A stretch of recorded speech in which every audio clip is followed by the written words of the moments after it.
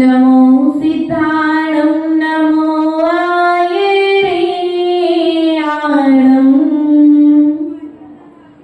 नमो एज्जायाणं नमो लोए सब्बसागुणं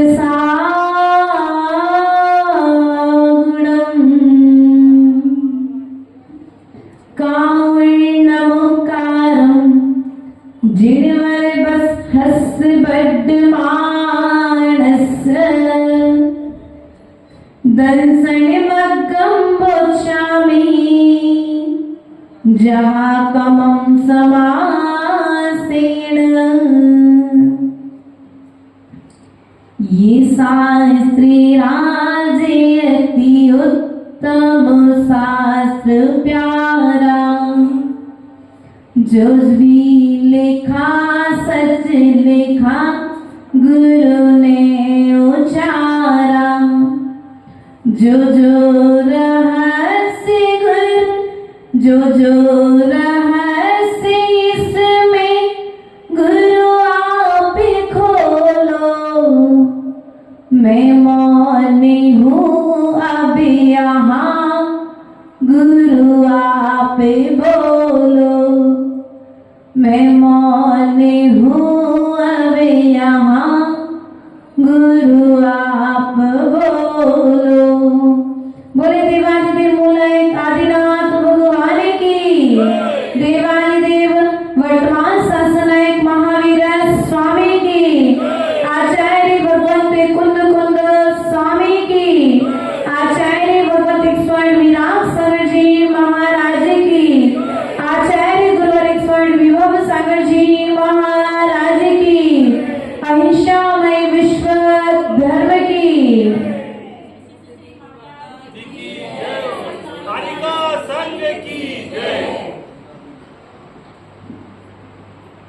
प्रिय बंधु,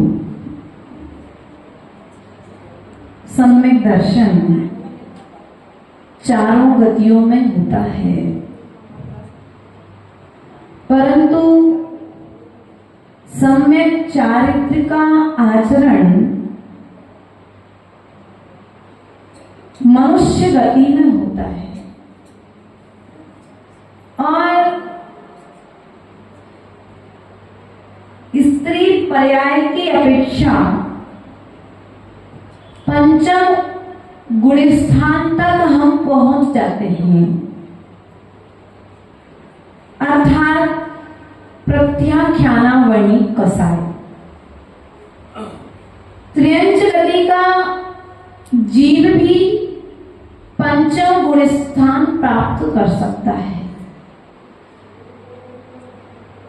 सम्यक दर्शन को प्राप्त करके वह जीव भी चारित्र का पालन करके पंचम गुण स्थान बना करके पंचम गति की तैयारी कर सकता है। लेकिन मनुष्य के पास एक विशेषता है,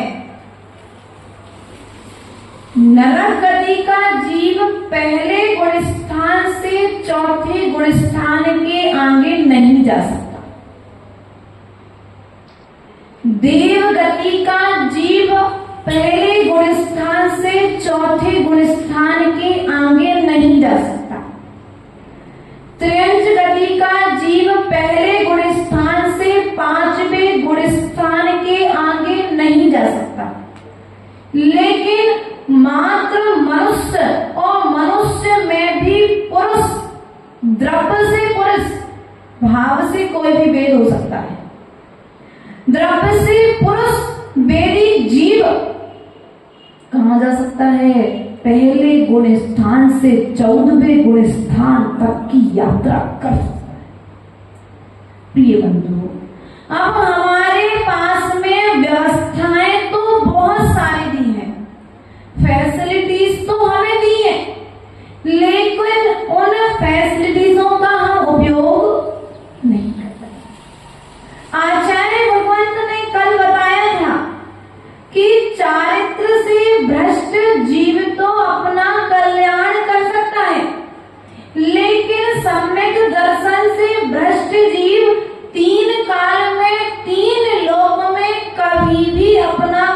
धारण नहीं कर सकता है। ठीक, अब इसी बात को आचार्य भगवंत कारिका नंबर 4 के माध्यम से क्या कहने जा रहे हैं, हम इस विषय को समझने का प्रयास और पुरुषार्थ करेंगे।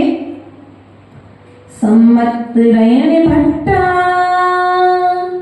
जानता बहुविहायं सत्थायं आरायणाभिरय्या भवन्ति तथैव तथैव। अर्थात सम्यक दर्शन से रहित भले ही जानता बहुविहायं सत्थायं, ध्यान से सुनना, सम्यक दर्शन से रहित भले ही जानता मतलब जानने वाला, सत्थाई मतलब बहुत सारे शास्त्रों को जानने वाला जीव भी, आराधना भी रहिया आराधना से रहित, किसकी आराधना से रहित, सम्यक दर्शन ज्ञान और चारित्र की आराधना से रहित जीव भवन्ति तथैव, अर्थात वह संसार में भ्रमण को प्राप्त होता है। किससे रहित जी बेटा? सम्यक दर्शन से रहित। अब आप सोचो कि देखो तो कितना ज्ञान है इनके लिए। एक सामान्य पंडित, एक उदाहरण लेना पड़ेगा, है ना, तो उदाहरण से समझाने के लिए हम उदाहरण को उदाहरण की तरह ही समझेंगे। एक पंडित जी को बहुत सारा ज्ञान है, मतलब इतना ज्ञान है कि वे आचार्य परमेश जी को भी पढ़ाने जाते हैं, हो जाता है कहीं पर। अब इतना ज्ञान हो गया कि वे साधुओं को पढ़ाने चले गए, लेकिन अब ज्ञान के साथ साथ में उनके अंदर में अहंकार का बीज उत्पन्न हो गया।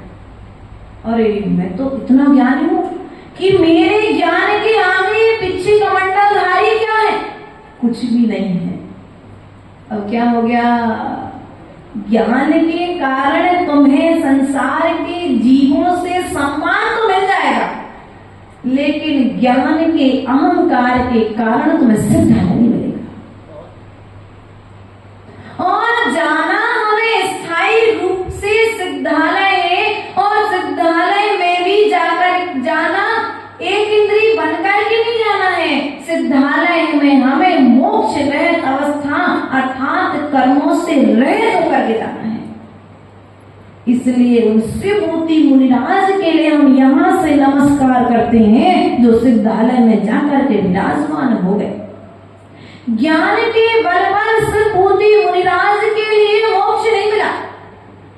भैया, शेरू भैया, विनय भैया, मोक्ष ज्ञान से नहीं मिला, मोक्ष उन्हें सम्यक दर्शन से मिला है।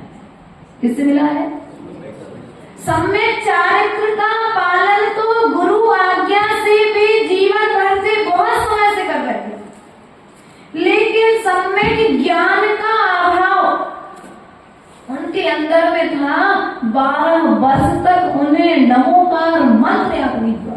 कौन सा मंत्र? कौन सा मंत्र?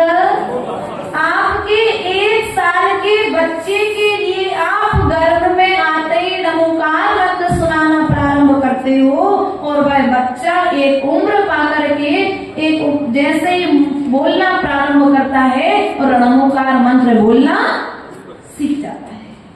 लेकिन वे शिवभूति मुनिराज जो 12 वर्षों से गुरु के चरणों में है, और गुरु के चरणों में रहते हुए मात्र उन्हें इतना विश्वास है कि गुरु ने जो कह दिया ऐसा करने से मेरा कल्याण अवश्य होगा। ज्ञान और आज श्रावक की स्थिति ये बनी है कि ज्ञान वाले के पीछे तो भाग रहे हैं, है ना। ज्ञान के लिए आप लोग पूजता दे रहे हैं। आचार्य भगवान कहते हैं ज्ञान के बीच में ज्ञान की रक्षा यदि करनी है तो ज्ञान की रक्षा करने वाला यदि कोई है तो वह है सम्यक दर्शन और सम्यक चरण। कौन है? सम्यक और सम्यक चारित्र जब तक आपके पास नहीं है तब तक सम्यक दर्शन को तो स्थायित्व दो। अर्थात आपके जो 8 गुण हैं, कल बताए थे, निःसंकित, निःकांक्षित, निर्विचिकित्सा, अमूढ़ दृष्टि, उपगूहन, स्थितिगण, वात्सल और प्रभाव। कितने होंगे आपके? 8 होंगे।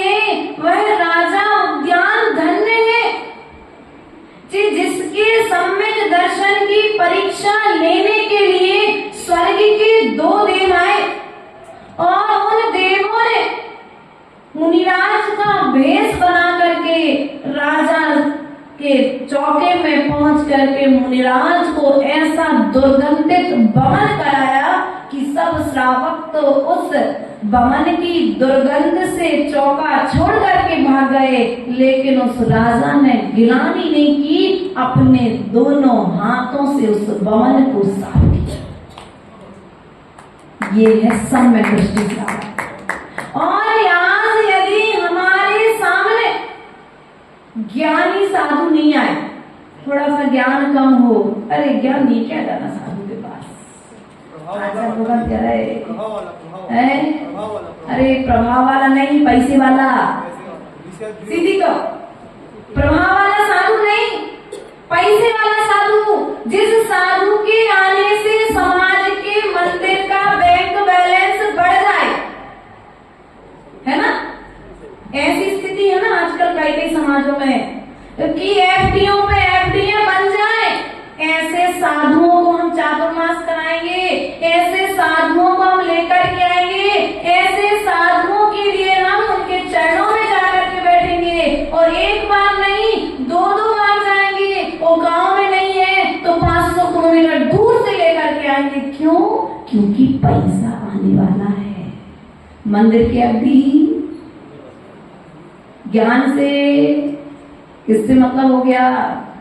चारित्र से तो विचार करो। और एक और, अब जो पदाधिकारी प्राय करके होते हैं, हमारे देखने में आया है, यहाँ वाले अपने ऊपर नहीं लेंगे, लेकिन सर्वत्र विचरण करते हुए ये बात देखने में आ जाती है पंडित जी साहब कि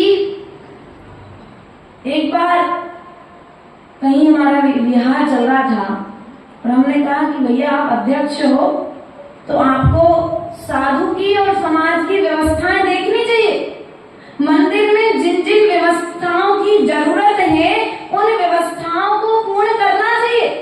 बोले माता जी बस हमारा कुछ समय का काल रह गया। अब उन्होंने अपने मुख से अपनी प्रशंसा करना प्रारंभ। माता जी हम इतने सालों से अध्यक्ष हैं, देखो हमने इतना बड़ा मंदिर बनवा दिया, हमने इतना बड़ा बैंक बैलेंस कर दिया। तो बैंक बैलेंस करने के लिए तुम पद पर विराजमान हुए, आप धर्म कराने के लिए पद पर विराजमान हुए हैं कि बैंक बैलेंस बनाने के लिए? स्थिति आज यही है। हम जब तक अध्यक्ष रहे हमने 1 करोड़ दान किया, हमने 1 करोड़ कमेटी को इकट्ठा करके दिया, नहीं। आप 1 करोड़ इकट्ठा करके मत दो।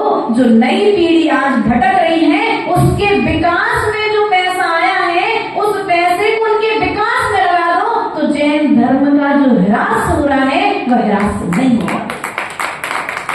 आज देखो श्वेतांबर समाज की तारीफ करते हैं मुख से, बड़ी खुशी होती है देख करके कि वे क्या कर रहे हैं कि तो उनकी समाज का पैसा वो उन समाज वालों से लेकर के समाज के बच्चों पे खर्च करते हैं। हॉस्टल खुलवा रहे हैं, क्या कर रहे हैं? हॉस्टल खुलवा रहे, फ्री व्यवस्थाएं दे रहे। बोले हमने कहा ऐसा करने से आपको नुकसान नहीं होता। बोले माता जी हमारा कुछ भी नहीं लगता। क्यों? क्योंकि उस बच्चे के पिता ने ही तो आकर इस मंदिर में बोली ली है, और जब 1000 की बोली ली है तो 500 रुपए हमें बच जाते हैं और 500 रुपए हम उसके बच्चे को तो गिफ्ट दे देते हैं। और हमारी स्थिति क्या है? कहीं कहीं पर बचा करके फटे कपड़े पहन लेंगे, लेकिन 1 साल बाद जो शादी आने वाली है ना, उस शादी में अच्छे नए कपड़े पहन के जाएंगे, तो 1 साल तक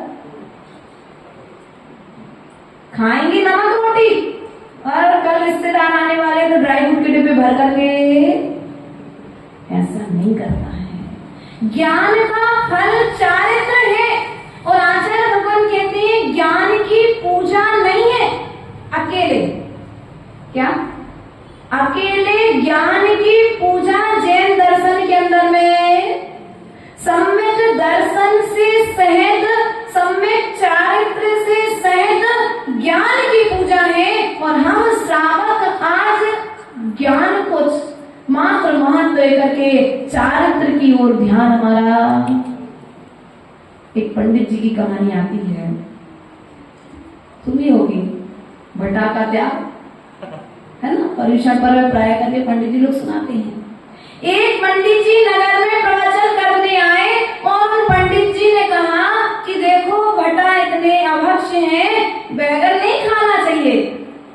और वो भटा बैगन पंडित जी के बड़े पसंद थे, फेवरेट थे। पंडितानी भी मंदिर से लौट रही थी तो पंडितानी ने भी क्या बनाई थी, बैगन की सब्जी बनाई थी।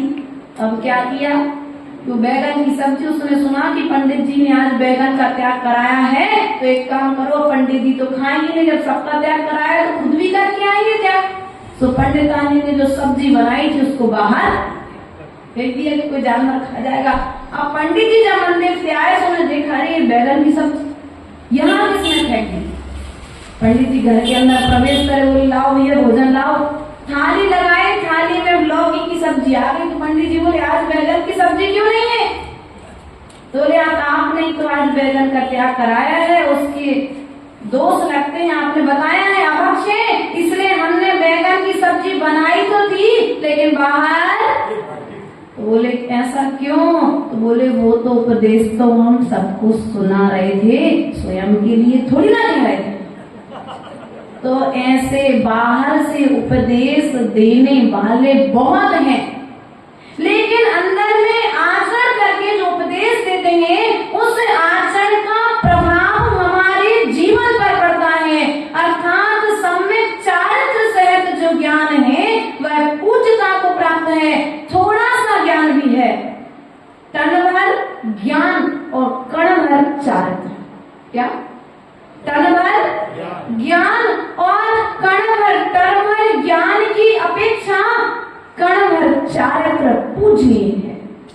बर्नी जी का एक उदाहरण आता है कि बर्नी जी के पास में एक माँ पहुंची, बोली माँ बर्नी जी हमारा बच्चा गुड़ खाता है। क्या खाता है? गुड़ खाता है और बहुत अधिक गुड़ खाता है, आप उस बच्चे के गुड़ का त्याग करा दो। बर्नी जी बोले माँ 1 हफ्ते बाद आना। क्या बोले बर्नी जी?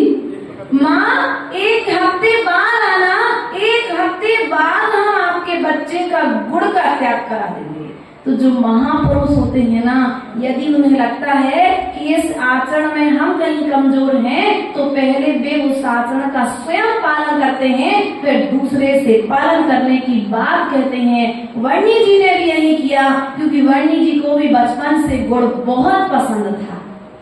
तो वर्णी जी ने पहले गुड़ के त्याग के संस्कार बनाए और 1 हफ्ते बाद उस बच्चे का गुड़ का त्याग कराया। तो सुमान ने पूछा कि वर्णी जी आप यह काम तो 1 हफ्ते पहले भी कर सकते थे, लेकिन आपने 1 हफ्ते बाद क्यों किया? तो वर्णी जी बोले 1 हफ्ते पहले मैं स्वयं गुड़ खाया करता था और मैं त्याग तो करा देता, लेकिन मेरे वचनों का प्रभाव इस पर नहीं पड़ता, क्योंकि स्वयं जब तक आचरण नहीं करोगे तो आचरण की बात कहते तो रहोगे लेकिन प्रभाव बाहर में पड़ने वाला। इसलिए पहले आचरण भगवान कहते हैं कि अपने आचरण को सुधारना है। ज्ञान के साथ साथ में कम ज्ञान वाला साधु हो चलेगा, लेकिन तुमसे तो ज्यादा चारित्र पालन करने वाला है, क्योंकि इस पंचम काल में घर छोड़ना, पैदल चलना, केस लॉन्च करना, गर्मी के दिनों में अंतराय सहन करना, पंचम काल का कोई आश्चर्य ही है कि इस धरती के देवता महावीर की चर्या को करते हुए नजर आ रहे हैं। हम ज्ञान के पीछे भाग रहे हैं, चारित्र को इग्नोर करते जा रहे हैं। संघवाद, पंथवाद करते ना, कौन करता? साधु नहीं करता। श्रावक अपना कर्तव्य पाल ले नाते पोते। नाम सुना होगा, नाम कहाँ पर है ये? महाराष्ट्र का एक स्थान है, सोलापुर के पास में। वहां पर जब हमारा प्रवेश हुआ तो उस गांव में श्रावकों के नियम है कि हम साधु को सिगड़ी का भोजन कराएंगे। क्या? सिगड़ी का भोजन हम साधुओं को कराएंगे। उन श्रावकों का नियम है कि हम साधुओं को कुएं का पानी पिलाएंगे। क्या इस पंचम काल में इस क्षेत्र में भी ऐसे जीव हैं? हमने इंद्रजीत भैया से पूछा कि भैया ऐसा क्यों? तो बोले माता जी, जब हम श्रावक साधु की चर्या नहीं कराएंगे तो श्रावक तो अपने मुख साधु का अपने मोक्ष मार्ग को पालन करने के लिए कुछ ना कुछ उपाय तो ढूंढेगा, क्योंकि दीक्षा लेनी है। तो भैया श्रावक जैसा करे वैसा। लेकिन हम श्रावक यदि मजबूत हो जाए अपने श्रावकाचार्य को पालन करने में, तो कभी किसी पीछे धारे की पीछे नहीं छूटे, कभी किसी को चौका के लिए मुंह नहीं देखना पड़ेगा। हम क्या कर रहे हैं? जिनके पास वो कहते मंत्र है, टोटका है, धागा है, नरियल है, उनके पास तो बोलो तो समझना। आचार्य भगवान कहते हैं तुम्हारा पुण्य कर्म का उदय होगा तो बाहर के उपाय काम करेंगे, और अंदर में यदि पुण्य कमजोर है तो बहु मंत्र तंत्र बहु होई, मरते न बचावे। ध्यान रखना इस बात का। इसलिए ज्ञान की पूजा करना, लेकिन चारित्र से सहज ज्ञान की पूजा करना। ये विद्वान है यहाँ पर विराजमान। कहाँ से आए? सांगानेर से आए। ये विश्वास है, ये विद्वान है और सांगानेर से आए। और सांगानेर से आए तो हमें इधर की कोई बात, सांगानेर से पढ़ के आए हैं मतलब सम्यक दृष्टि है, और सम्यक दर्शन के साथ साथ में ये हमें जिनवाणी की बात ही बताएंगे, अन्य कोई बात। इस बात का विश्वास है तब जाकर के हमें आपने इन्हें, ये साधु परमेश्वरी के भक्त हैं। क्या है? साधु परमेश्वरी के भक्त हैं, अर्थात मुनि सुधा सागर जी के बताए मार्ग पर ये चल रहे हैं। अब चारित्र मोहिनी कर्म का उदय जब इनका घटेगा तो चारित्र प्रकट होगा, ठीक है ना? क्योंकि चारित्र अलग है और ज्ञान, दोनों चीजें अलग अलग है कि नहीं है? लेकिन हम श्रावक एक को मुख्यता देते हैं और एक को गौण कर देते, नहीं कर देते। और जब एक को मुख्यता देते हैं और एक को गौण करते हैं तो हमारे अंदर में मिथ्यात्व का उदय हो जाता है। क्या हो जाता है? मिथ्यात्व का। हम सम्यक दृष्टि होते हुए भी क्या हो जाते हैं? बोलो तो मिथ्या दृष्टि। जोर से बोलो, वो क्या हो जाते हो? यदि मात्र आप ज्ञान की पूजा कर रहे हैं तो आप मिथ्या दृष्टि हैं। यदि आप देव की अकेले पूजा कर रहे हैं तो आप मिथ्या दृष्टि हैं। आप शास्त्र की अकेली पूजा कर रहे हैं तो आप मिथ्या दृष्टि हैं। क्या कहा? सम्यक दर्शन, सम्यक ज्ञान और सम्यक चार। इन तीनों की एकता मोक्ष मार्ग है। देव, शास्त्र और गुरु, इन तीनों के प्रति जो विश्वास है वह मोक्ष मार्ग है। एक को मानने वाला मिथ्या दृष्टि है। प्रिय बंधुओं, ध्यान रखना है। हमें अपने जीवन में सम्यक दर्शन की यहाँ पर चर्चा चल रही है। एक बात कल हमारे सामने में आई कि माता जी राजा श्रेणी की बात आप कह रहे थे, लेकिन जिनवाणी में आया है कि सम्यक दृष्टि जीव तो कभी नरक जाता ही नहीं है। क्या कहा? सम्यक दृष्टि जीव नरक नहीं जाता। ये जीव कांड में बात आई है। यह बात आचार साल में आई है। अब जब सम्यक दृष्टि जीव नरक नहीं जाता है तो फिर राजा सैनिक नरक क्यों गया? है सम्यक दृष्टि है तो आचार्य भगवत इस बात का उत्तर देते हुए कहते हैं, जब सब राजा सैनिक तीव्र मिथ्या दृष्टि था को प्राप्त था, उस समय उस राजा सैनिक ने मिथ्यात्व के उदय में नरक आयु का बंद कर लिया था। क्या कर लिया था? अब जब उसने नरक आयु का बंद कर लिया है तो उसे नरक तो अब 7वें नरक का बंद किया था। कौन से नरक का? जब मुनिराज की निंदा की थी, सर्प उनके गले में डाला था, उपहास किया था, नाना तरह के अपशब्द बोले थे, उस समय तो राजा सैनिक ने 7वें नरक का बंद किया था। लेकिन जैसे ही मुनिराज की वंदना प्रारंभ की तो उस समय वह 7वें नरक से कट करके पहले नरक में परिवर्तित हो गई। ठीक है ना? अब उसके पश्चात में राजा सैनिक को पहले सम्यक दर्शन नहीं था। राजा सैनिक को भगवान महावीर स्वामी के समोषण में क्या हुआ? शायद सम्यक दर्शन प्राप्त हुआ। बाद में उसे प्रायश्चित करने के पश्चात में उसे तीर्थंकर प्रकृति का बंध हुआ है, अर्थात पहले वह नरक आयु का बंध कर चुका था, इसलिए उसे नरक जाना पड़ा है। यदि वह पहले समय दर्शन को प्राप्त हो जाता तो उसे नरक नहीं जाना पड़ता। लेकिन अब फिक्स है कि जैसे ही राजा सैनिक के आयु के 6 माह पूर्व वहां पर स्वर्ग के देव जाकर के कपाटों की रचना कर देंगे और वह जीव वहां पर किसी भी तरह की वेदना अनुभव नहीं करेगा और वहां से निकल करके आएगा, माँ के गर्भ को प्राप्त होगा और गर्भ से जन्म लेकर के मुनि अवस्था को प्राप्त होगा और मुनि बनने के पश्चात में मोक्ष चला जाएगा। समय कहने में 1 मिनट लगा राजा सैनिक की यात्रा को, लेकिन राजा सैनिक को पालन करते में पूरा जीवन लग जाएगा। बस सम्यक दर्शन को संभाल करके हमें रखना है। समय अपनी गति से बढ़ता चला जा रहा है। प्रिय बंधुओं, आचार्य भगवान यहाँ पर कहते हैं 5 कारिका के माध्यम से पहले तो सम्यक ज्ञान का बता दिया कि सम्यक चारित्र से सहित, सम्यक दर्शन से सहित और सम्यक ज्ञान से रहित जीव अर्थात ज्ञान कम हो लेकिन चारित्र उत्कृष्ट है तो कल्याण।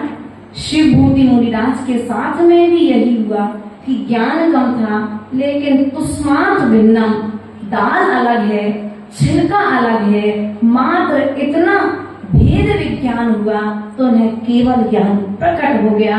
गुरु विराजमान रहे गुफा में और शिष्य सिद्धालय चले।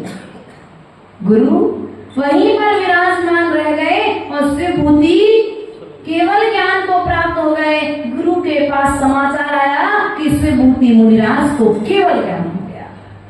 प्रिय बंधुओं, यह जो केवल ज्ञान प्रकट हुआ है यह सम्यक दर्शन और सम्यक चारित्र के ज्ञान एक लाइन से हुआ। ज्ञान एक लाइन का हुआ, मात्र तुष्मा भिन्नम, आत्मा अलग है और शरीर अलग है। हमें ज्ञान की ओर हम जा रहे हैं, ज्ञान को हमें प्राप्त करना है, लेकिन उस ज्ञान को प्राप्त करके हम अहंकार को पैदा नहीं करेंगे तो वह ज्ञान ही हमें केवल ज्ञान का कारण बनेगा। और ज्ञान को प्राप्त करके यदि हम अहंकार से फूल गए, है ना, और अहंकार यदि आ गया तो वह अहंकार भी हमारा नाश कर देगा, क्योंकि ज्ञान विकास भी करता है और ज्ञान विनाश भी करता है। क्या? ज्ञान विकास भी करता है और ज्ञान विनाश भी करता है। जहर जीवन भी देता है और जहर जीवन लेता भी है ना। सुन लेना आप लोग, आयुर्वेदिक में जो दवाई बनाते हैं ना, वो थोड़ा सा यदि किसी को सर को काट ले तो थोड़ा सा विष डाल करके देते हो, विष को काटता है। धतूरा जहर है, यदि कोई अधिक मात्रा में खा ले तो क्या होगा? मर जाएगा। लेकिन यदि डॉक्टर की सलाह से ग्रहण करेगा तो वह जहर क्या होगा? जीवन दे देगा, दवाई का रूप बन जाएगा।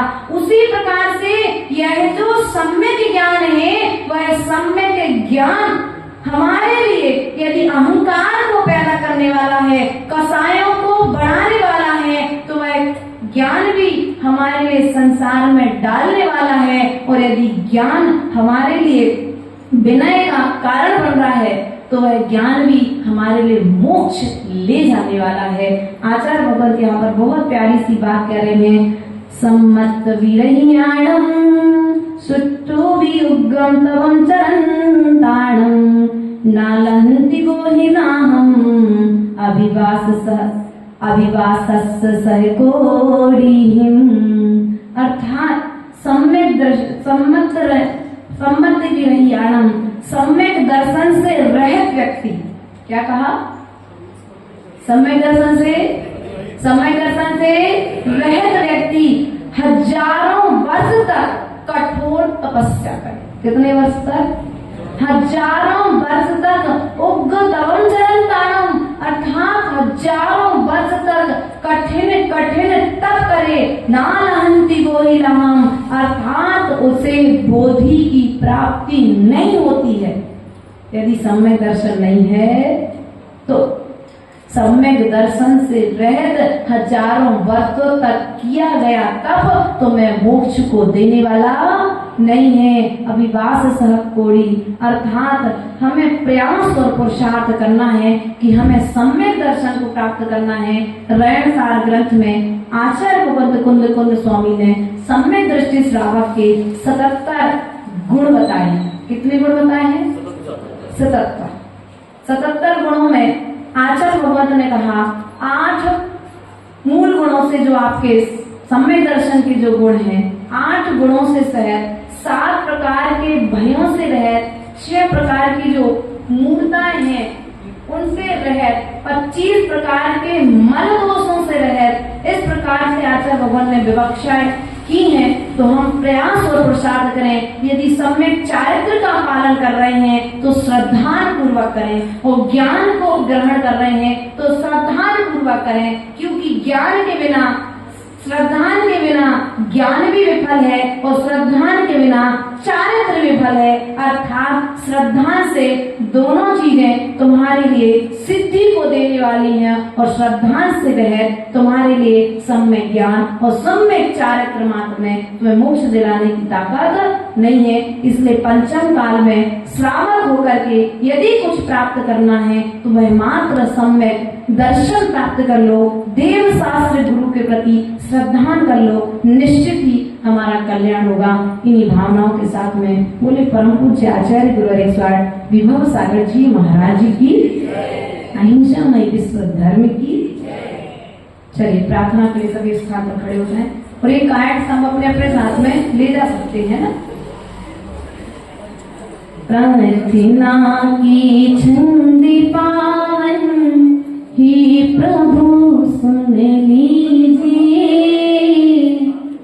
प्रार्थना की छंदी पावन ही प्रभु सुन लीजिए, साधना की दिव्य पथ में ध्यान हम पर दीजिए, ध्यान हम पर दीजिए।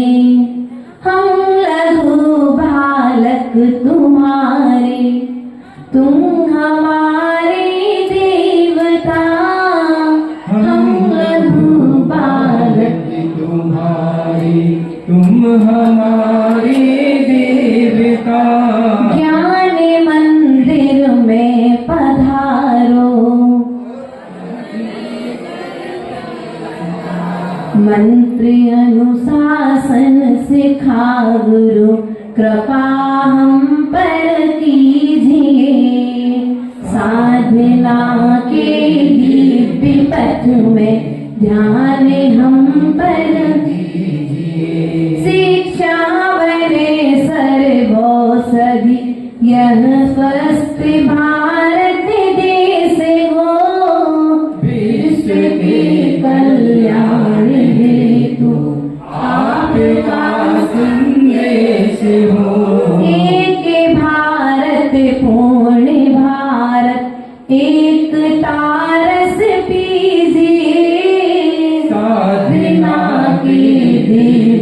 पथ में ध्यान हम पर दीजिए। कश्मीर से कन्याकुमारी एक भारत वर्ष हो।